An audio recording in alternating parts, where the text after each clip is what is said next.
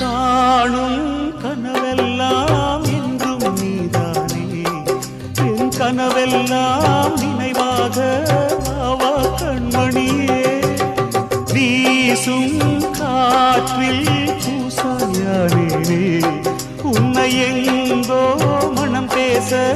உள்ளம் நொந்தேனே நாம் ஒன்று சேரும் திருநாளும்